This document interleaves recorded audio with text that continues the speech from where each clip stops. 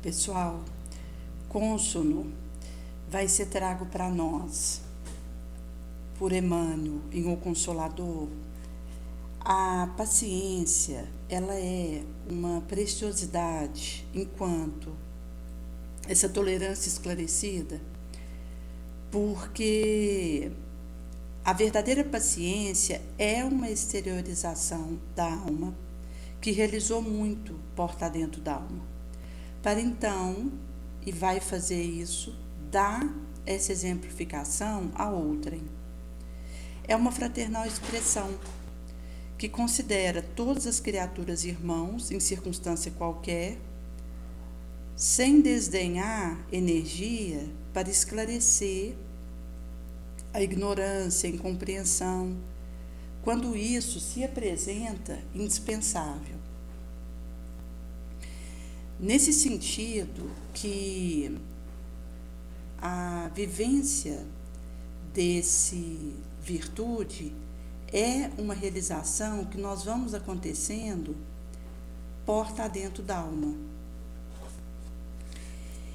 E nesse sentido que essa iluminação do nosso ser, enquanto aí o nosso espírito, nos permite adquirir sagrados valores dessa esclarecida tolerância.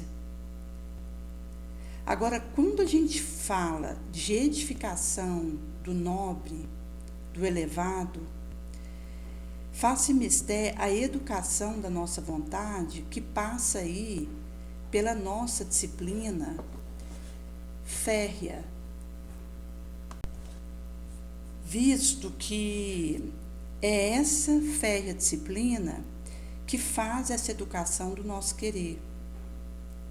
Cura psíquica, enfermidade secular, que nos acompanha através de sucessivas vidas. E dentre essas enfermidades seculares que nós trazemos, estão aí a indiferença adotada por nós, a chutação do balde, a questão de nos queixarmos de exteriores forças, quando o mal está dentro de nós mesmos, na nossa sombra, e a de abandonarmos o próprio esforço.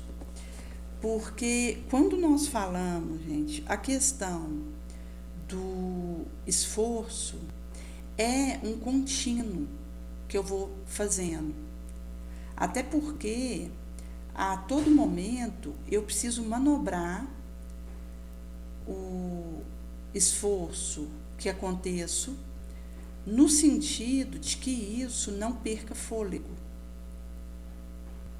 E enquanto nós consideramos que é de fato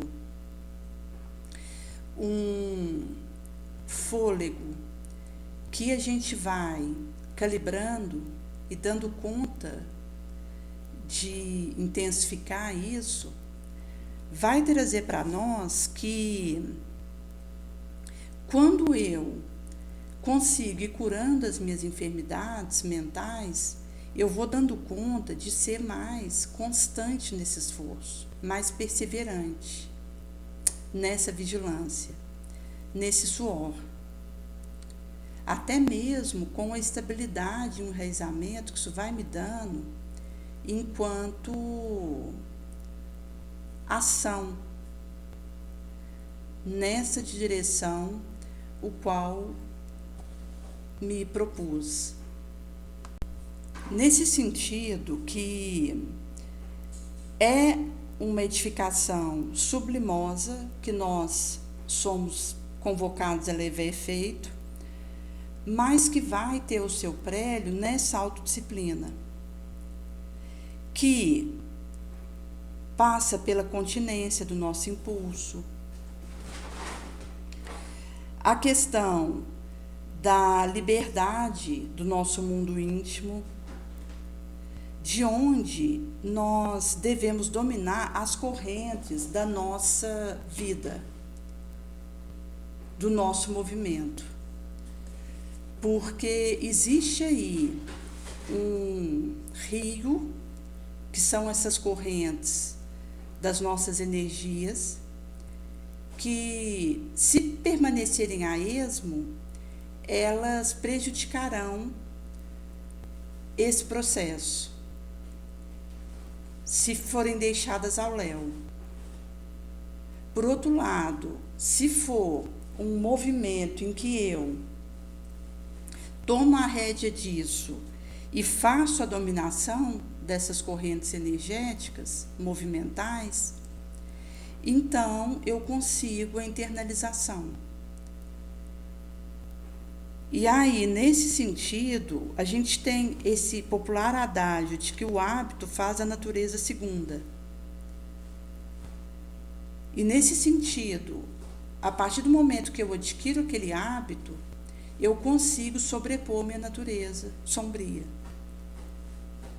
Nós temos aí, por exemplo, se a gente considerar para adaptar um novo paladar, quando, por exemplo, alguém está querendo tirar o açúcar do café, se nós dermos uma janela de 14 dias para a nossa papila gustativa, a adaptação vai acontecer. No início é difícil, fica amargoso, mas nessa janela de 14 dias vai acontecer que as papilas gustativas, elas adaptam, e aí eu já consigo sentir o doce natural que tem no café e já não sinto mais necessidade de pôr um açúcar, seja o pó de café que for. Porque eu dei essa janela para criar o hábito gustativo. Nós temos aí, por exemplo, no prazo de um mês, você tem mudanças de revestimentos de células da nossa epiderme, ao longo do nosso corpo. Nós temos aí a questão de 21 dias para mudar algum tipo de conduta, que se eu consigo sustentar, como, por exemplo, eu comecei a fumar um cigarro eletrônico, eu quero parar com isso, pelo mal que faz, por ser um vício. Se eu paro e consigo sustentar isso nos 21 primeiros dias, sem fumar esse cigarro eletrônico, depois já cria um hábito.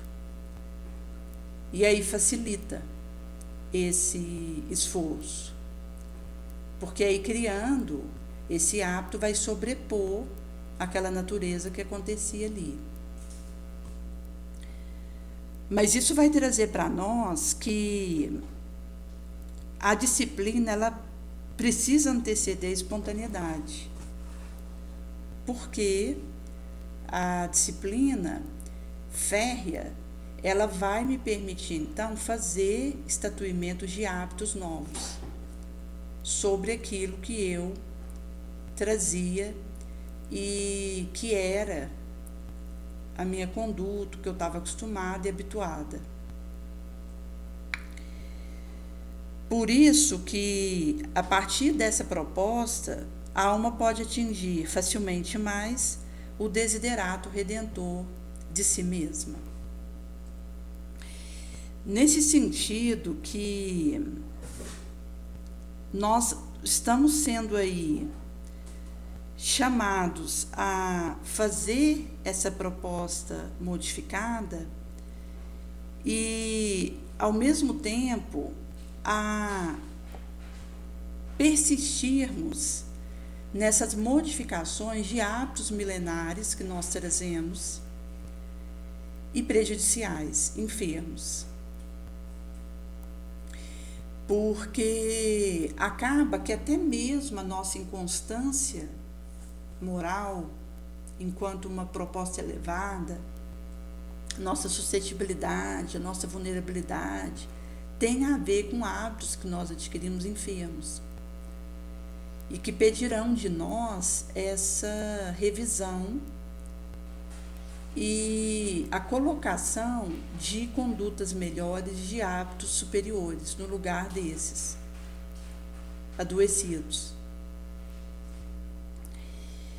E é curioso porque, quando nós consideramos essa trajetória que nós fazemos, vai dizer, de fato, de condições que se demoram em nós por muito tempo que precisará encontrar dentro de nós um desejo de desfazer essas teias. Inclusive, quando nós consideramos que a nossa experiência, enquanto aqui nessa romagem que nós estamos, é uma experiência que tem percalços, óbices, e nos tentarão mostrar que nós precisaremos fazer essa decisão. Enquanto aí, essa urgência de vivermos uma proposta que nos permita refazer as engrenagens da nossa lubrificação de assimilação de experiências e, ao mesmo tempo, podermos, aprimorando a condução do timão do nosso navio, vislumbrarmos um maior autocomando, que mesmo que possa parecer autodistante, está a nosso dispor, a partir do momento que a nossa vontade possa de fato fazer essa movimentação e essa alavanca.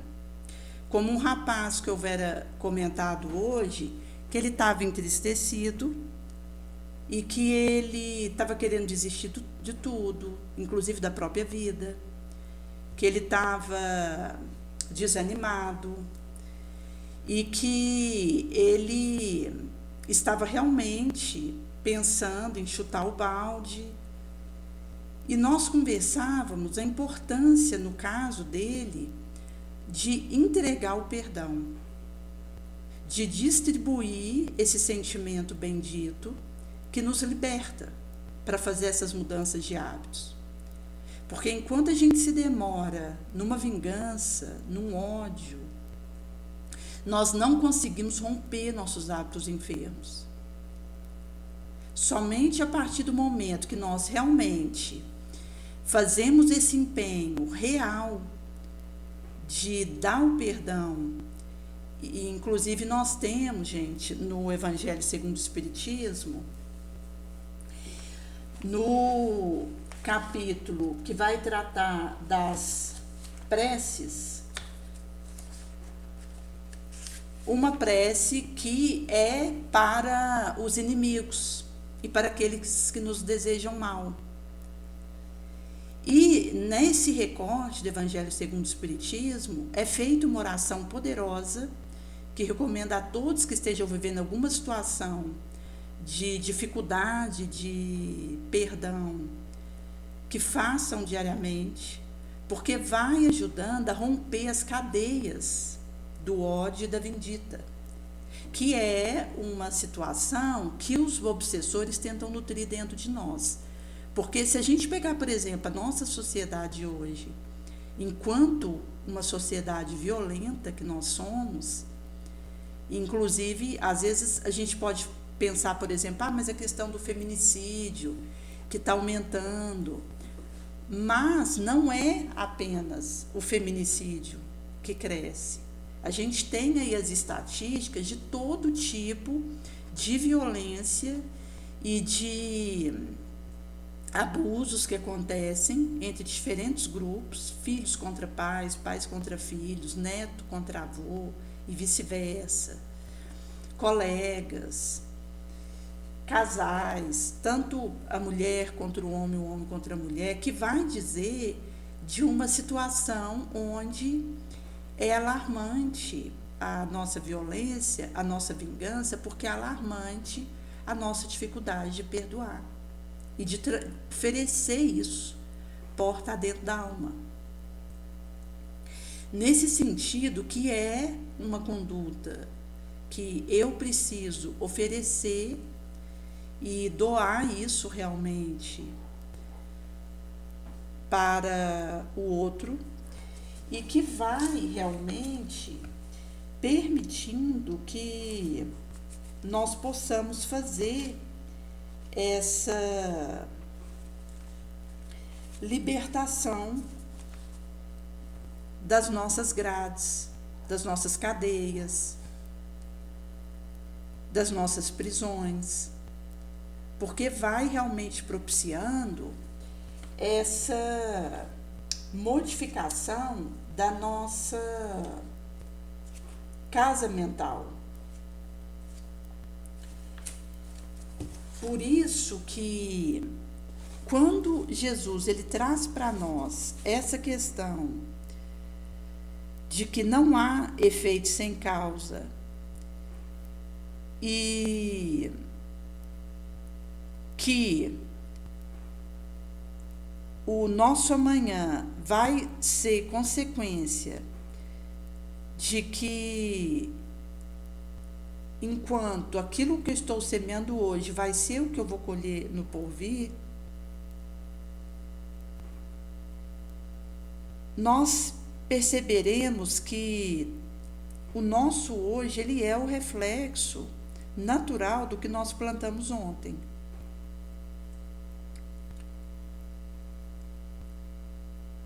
Por isso que tanto aquilo que eu estou semeantando hoje vai refletir no meu amanhã, quanto aquilo que eu colho hoje tem a ver com o meu ontem.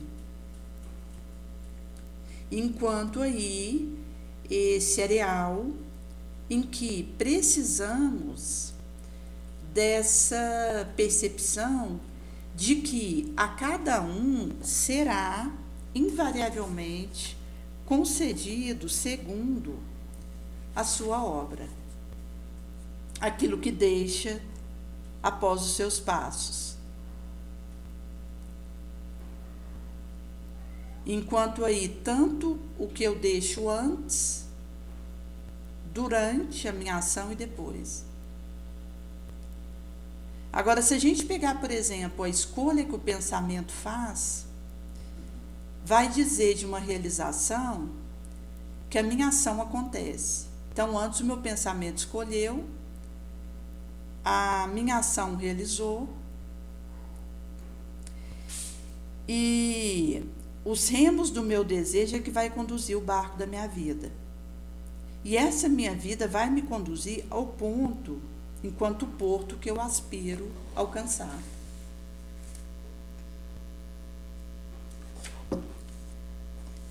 Nesse sentido que, segundo essas leis que nos regem, é que nós vamos colher de acordo com a semente lançada. Trazendo aí para nós que todas as experiências que nós estejamos imersas a ela, eu tenho a liberdade de escolher o que eu lanço naquela situação, o que eu deixo de mim, que tipo de energia eu esparjo. Por isso que, se a gente considerar, por exemplo, as ondas pesadas de uma desarmonia num relacionamento, seja conjugal ou algum outro, evoluindo para algum tipo de desentendimento, de divórcio ou qualquer outra espécie de separação, não menosprezemos buscar uma ilha de silêncio alguma, a fim de pensarmos e de refletirmos. Porque quando nós temos contato conosco mesmo e podemos ter essa interação porta dentro da alma, isso vai trazer para nós de aprendizados que poderemos acontecer a partir disso. Até porque essa é uma experiência de autoconhecimento, de autoanálise, de auto-questionamento, honesto, limpo, nobre, digno, onde eu realmente escolho fazer essa autoabordagem. E precisará realmente, então, permear a proposta que eu seguirei a partir dali. Em que, inclusive, a gente vai descobrindo os caminhos e as propostas do autoconhecimento. Maneira de nos abordarmos melhor, de lidarmos melhor com as nossas questões. E aquilo que nós vamos deixando após as ações que vamos realizando. Por isso, gente, que é tão importante essa tranquilidade que nós tomamos ela para abordarmos a nós mesmos. Que acaba que essa tranquilidade de autoabordagem, ela também é uma disposição íntima para fazermos os movimentos necessários e que tem a sua encimentação, por exemplo, no desejo de aprender. Quando a gente fala, por exemplo, a questão do estudo, que há a renovação das ideias, isso vai favorecer a renovação sábia das nossas orgânicas células. Então, a disposição para o aprendizado, para refazermos as nossas condutas, as nossas escolhas.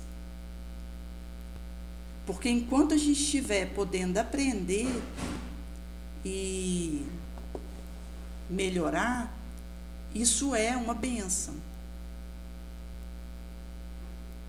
Mesmo que nós estejamos sendo chamados a refazer o nosso areal de conduta. Enquanto reaprender, ressignificar, desaprender,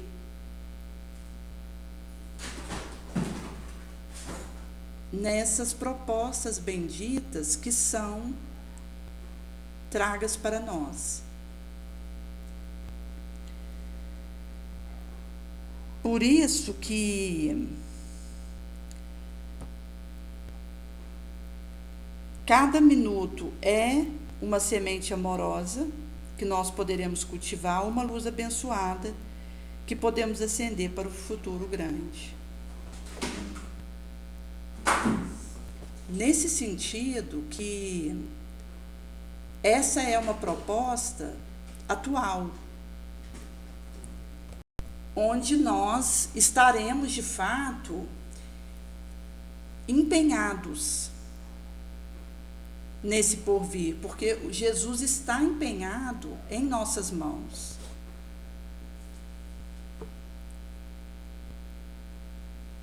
E por isso que é realmente um norte, algo que a gente vai partir dessa premissa edificando. E é curioso porque antes a gente perceber aquilo que está errado para fazermos as modificações necessárias, do que nós permanecermos enganados, iludidos. Porque, como Emmanuel vai dizer, só se desilude quem se iludiu.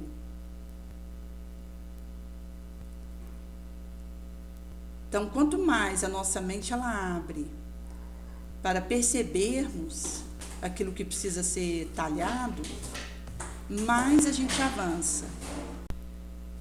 Mais nós vamos sendo capazes de fazermos uma descoberta das nossas misérias, das nossas falhas, porque então estaremos de olho aberto, com esse foco bendito no porvir, Por isso que consono vai ser trago na passagem de Palavras de Vida Eterna, em que Emmanuel vai dizer no capítulo 97, daquele pai que ao ver o filho houvera se movido de compaixão íntima, lançou o seu pescoço e houvera beijado. Se a gente considerar, por exemplo, alguma falha nossa, isso pode até nos impelir o desânimo e nos sombrear o coração.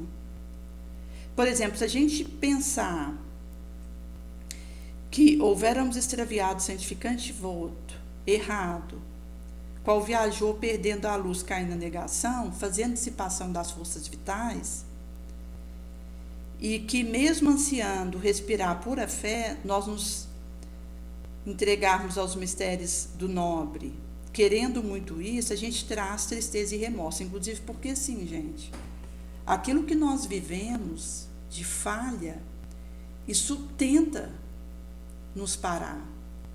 Por mais que a gente esteja olhando para frente e focando no norte, no objetivo que precisamos almejar, os nossos erros aqui tentam nos desanimar, nos fazer perder a hora de auxiliar.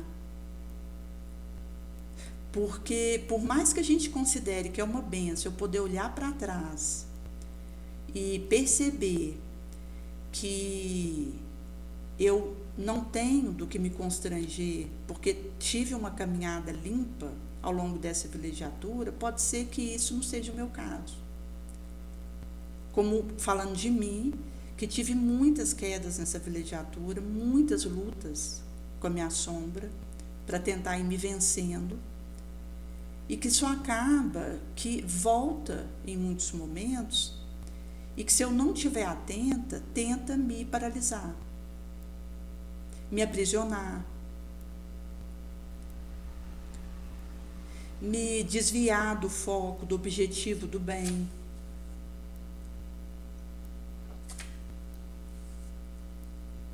E nesse sentido que, ao nos recordarmos da divina providência, nós vamos então nos erguer. Esse amor de Deus que não falta nunca. Porque para a ferida que for, haverá um adequado remédio. Vai surgir o reajuste para o desequilíbrio em que estivermos. Então, ao nos fixarmos no ensinamento do Cristo, nós enunciaremos o retorno do pródigo filho.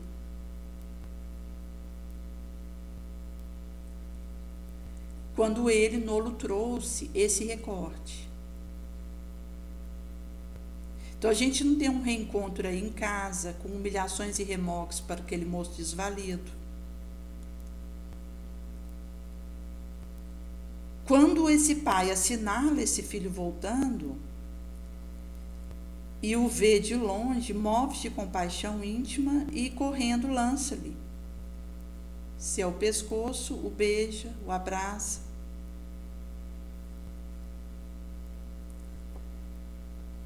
Trazendo aí que, de fato, essa é uma proposta ingente.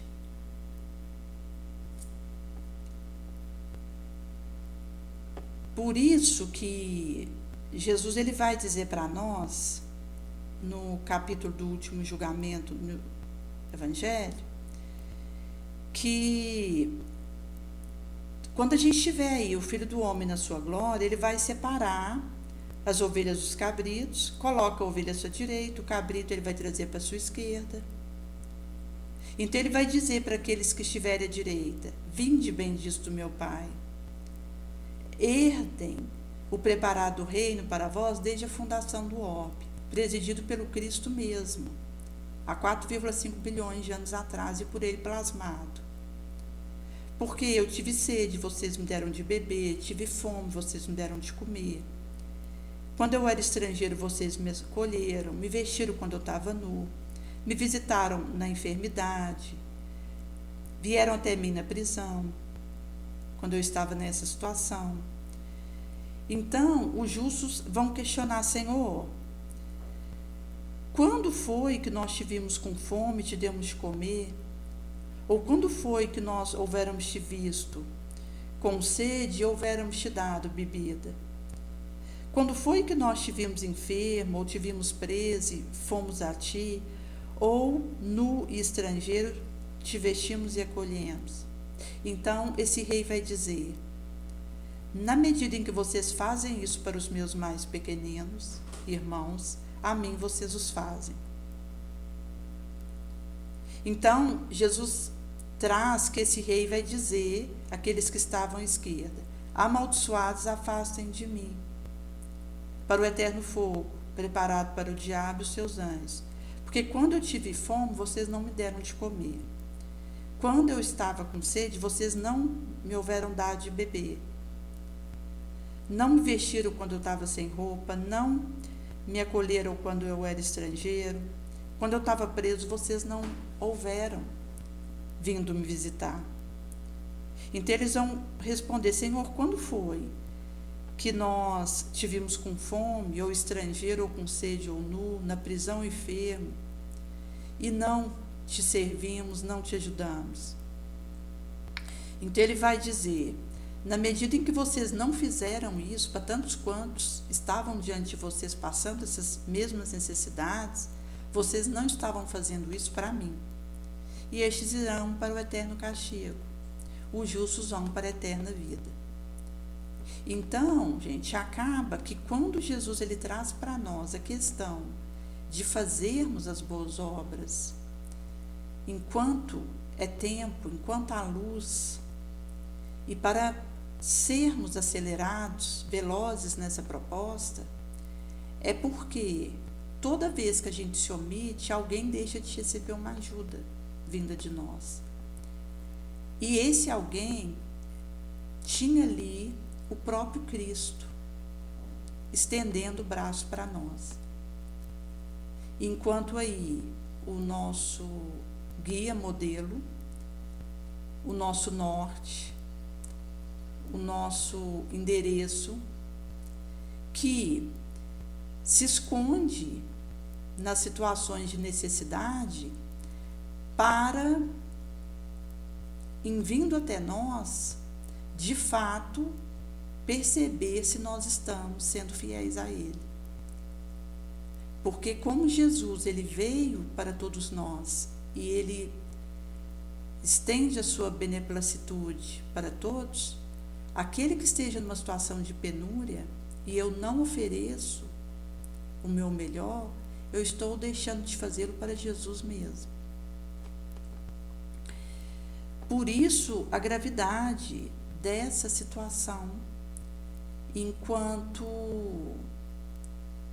uma ingência que o Senhor vem dizer para nós, para, de fato, fazermos esse caminho enquanto nós temos luz, enquanto é dia. Porque aí nós vamos, então, criando essa ambiência moral. E, para que nós não nos arrependamos, quando chegar a nossa hora de analisar aquilo que realizamos aqui. Por isso que, de fato, esse é um convite que chega até nós através da necessidade, que nos estende a mão. Por isso que no Evangelho segundo o Espiritismo vai trazer um recorte de que a caridade ela nos estende a mão a partir das penúrias e aflições em torno de nós.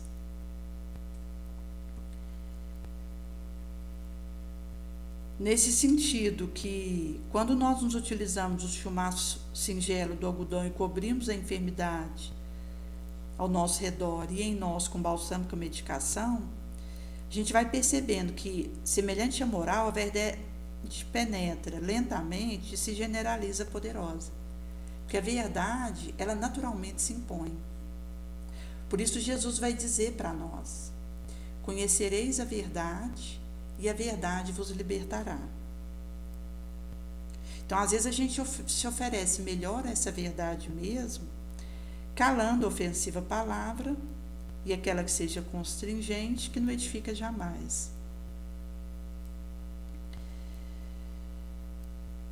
Então, a gente vai percebendo que mentalizações em sintonias de luz vão se expandindo por todo o espaço. E o Rabi da Galileia, que é essa nossa direção e nossa meta, ele pede que nós nos amemos como ele mesmo nos agasalhou moralmente, orientando com doçura, acolhendo com disciplina e ajustando a nossa trajetória em busca da estelar verdade.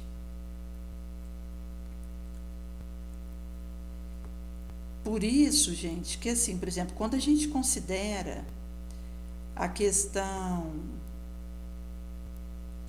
da situação de aflição que acontece, isso também diz aí dos nossos noticiários que às vezes acontecem.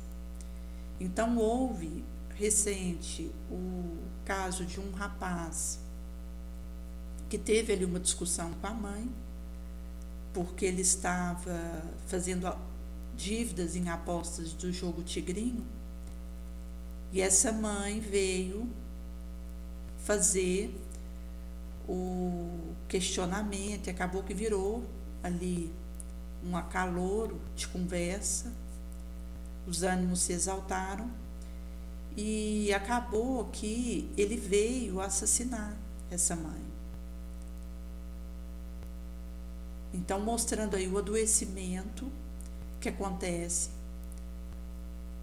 e, inclusive, situações aí, às vezes, de alguém que aparece machucado, morto, que a gente percebe que teve alguma vendita por trás. E trazendo aí que, de fato, quando nós falamos a questão das neuroses e psicoses, dos adoecimentos que nos assolam, isso vai dizer um pouco, inclusive, de como é importante nós nos colocarmos de boa vontade como trabalhadores do Cristo. Porque ele mesmo já nos dissera que a messe é grande e os operários são poucos. Nesse sentido que vai aí ser colocado essa questão da ação que precisamos endossar de atendimento e que, gente, é assim, a mancheia pela espiritualidade maior, desde que eu tenha pote para recolher. Então, se eu tiver com o meu potinho para aproveitar aquilo que é derramado sobre mim pelos benfeitores, eu vou realmente poder fazer muito, tanto na minha direção quanto no meu entorno. Há uns anos atrás, nós morávamos ali na Morada do Sol, e ali houvera tido uma construção que, na casa onde nós estávamos, que foi como uma área que foi construída ali, colocando uma sauna, uma quadra, uma piscina, uma sinuca, um totó. E no outro lado era onde tinha sido construído mesmo antes, uma casa ali de 4 andares. E depois, inclusive, nós tínhamos ido para uma outra, que foi ali no Santo Antônio, que era uma casa aí de 2 andares, menor, até porque houve essa orientação de desfazer, porque quando você tem uma casa tão grande, acaba que é o materialismo, que é a ilusão que está reinando nessa situação. E, inclusive, quando a gente considera que alguém morar numa casa muito grande, quanto ao outro não tem um teto. Então, até mesmo quando a gente escolhe a simplicidade do espaço que a gente vai ficar com o básico, significa que eu estou destinando o recurso para aquele que realmente necessita. E nessa outra da Santo Antônio que nós moramos, por último, antes de acontecer o acidente, aconteceu que tinha um rapaz, um adolescente na época, que ele participava conosco ali do grupo de jovens, ali da Rema, que era na época na Igreja Católica. E aconteceu que nós tínhamos ali umas reuniões que eram feitas entre aquele que estava coordenando um grupo e aquele que estava recebendo aquele estudo que era feito, como uma direção espiritual. Então, esse adolescente, ele teve um período que ele estava conosco. E ele, o Vérido lá em casa, e ele morava numa situação de penúria, que era ele e a mãe, essa mãe faxineira. Depois ele veio ali fazer o Cefet, conseguiu fazer um curso superior, arrumar um bom emprego para ajudar a mãe. Mas naquela época eles passavam muita necessidade. Então morava num quarto pequeno, cubiculoso, e sem o básico. E até mesmo quando ele foi ter comigo lá, houve essa situação do constrangimento que ele experimentou e que depois ele acabou não se sentindo à vontade ali para continuar indo ali. E traz como a ambiência moral que eu vivo, ela vai dizer do conforto e do consolo que eu posso oferecer. Porque acaba que nem é a questão do material pelo material, mas é como eu movimento isso. E é como eu sou capaz de continuar fazendo com aquilo que eu faço. Porque existe uma engrenagem que adestra a minha atitude com a minha atitude. Então eu vou conseguindo uma estabilidade moral, para que eu não só sobre. E aí eu consigo ficar no essencial, no que importa, sem tanta divagação, perda de tempo. E, inclusive, gente, Joana, ela vai trazer na Revista Espírita desse mês, que é a Revista Presença Espírita, acerca dessa situação em que nós, diante de uma pessoa que esteja passando aí, na verdade, essa mensagem dela vai estar na Revista Reformador desse mês. A primeira mensagem que nós trouxemos, que está no livro Consolador, que foi também publicada na Revista Presença Espírita. E ela, gente, traz uma mensagem chamada serenidade, a cautela que nós precisamos ter para que não destruamos o outro com as nossas palavras e com aquilo que trazemos. Porque até quando a gente considera uma pessoa que é mais elevada moralmente, ela tem um bom tom de se apagar discretamente, para não ofuscar com seu brilho quem quer que seja e não desestimular, constranger ninguém. E nesse sentido que ela vai trazer que se eu, em nome da verdade, aplico uma contundente palavra sobre a fraqueza de um desequilibrado ao meu lado, na verdade eu estou esmagando o outro e não consolando. Porque então eu estaria fazendo a derramação de espinho por onde passo, tentando ser coerente com a minha convicção. Porque, inclusive, a gente sabe que, às vezes, o outro, ele até deseja fazer aquela mudança, mas ele pode não estar dando conta. Porque nós somos mais fracos, vulneráveis do que perversos. E muitas vezes as tentativas que nós fazemos com o nosso processo e que são mal sucedidas, diz de uma fraqueza, que às vezes eu posso até querer dar conta de me vencer, de ter um movimento elevacional, mas a minha fraqueza, ela me impede. Porque, inclusive, quando a gente fala, por exemplo, de construção de força, isso também é uma caminhada que eu faço.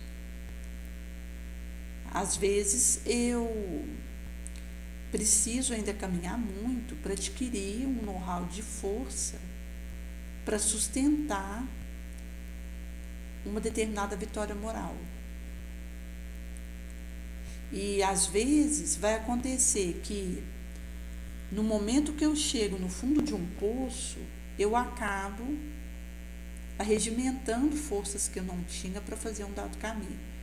Como no episódio de um rapaz, que o pai houvera falecido, ele era criança, a mãe começou a viver do bordel, e acabou que ele teve ali uma agressão com um padrasto que ela colocara dentro de casa, porque cada hora ela colocava um homem diferente dentro de casa para ajudar a pagar as contas.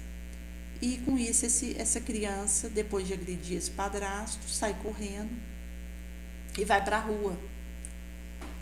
E na rua, essa criança, ela tem uma ambientação com crime, acaba que começa a fazer entrega e movimentação de droga, porque foi aliciado por um traficante, a troco de um prato de comida. E também droga que ele começou a dar para essas crianças e esses adolescentes.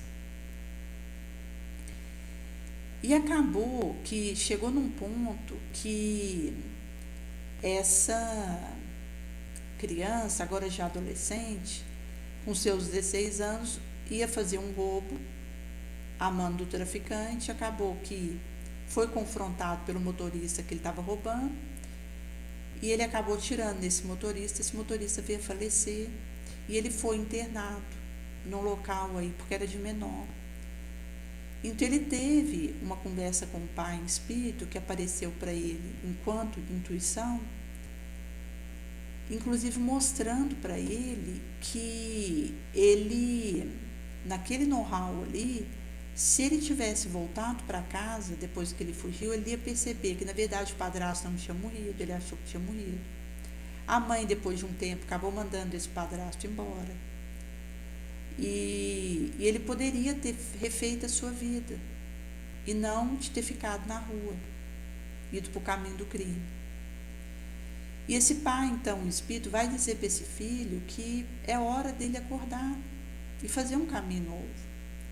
Mas talvez, gente, esse adolescente ali preso, ele só começou a fazer as elucubrações, as reflexões para mudar de vida, porque ele chegou no fundo do poço.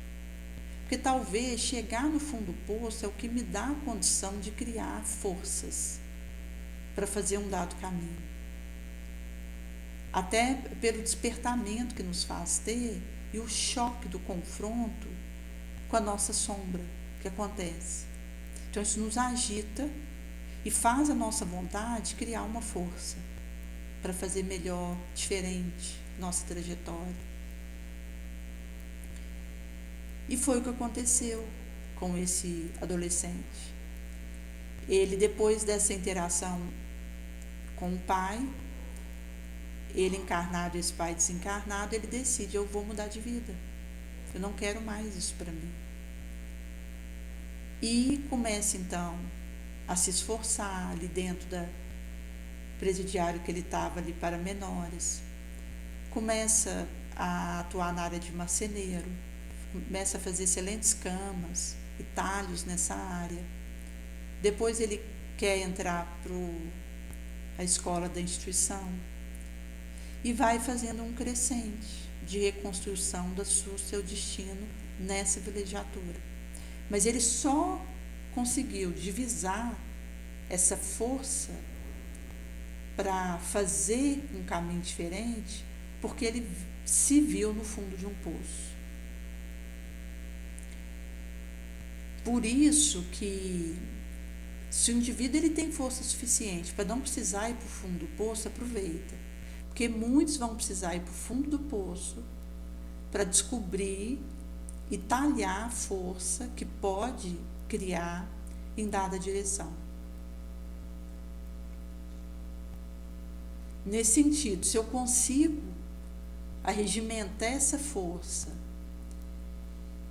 e criar ela, enquanto eu ainda posso prevenir da situação piorar, façamos isso. Porque caso contrário, sempre vai piorando. E aí uma hora a gente vai chegar no fundo desse poço. E quando isso acontecer, aí nós vamos criar essa força para poder fazer uma trajetória diferente.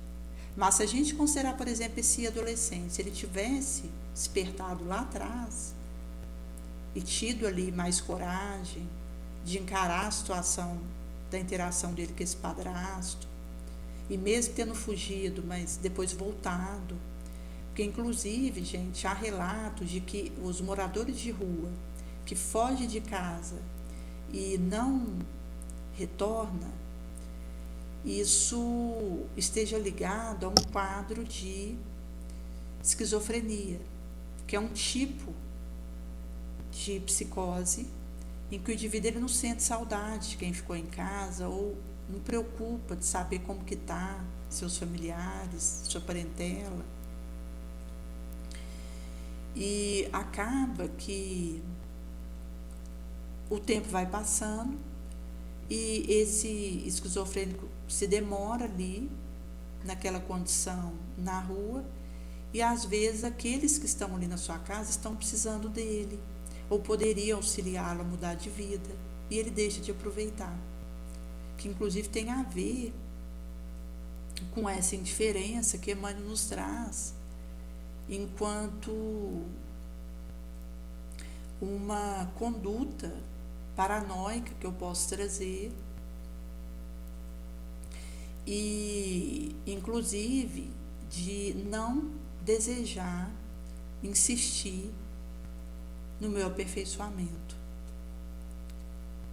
Então, se esse adolescente lá atrás ele tivesse tido essa preocupação mínima de voltar na casa dele para saber como que os seus estavam, ele não teria enveredado por um caminho do crime que ele acabou enveredando e que culminou com o assassinato dele em relação àquele motorista que ele realizou ali enquanto tentava roubar ele.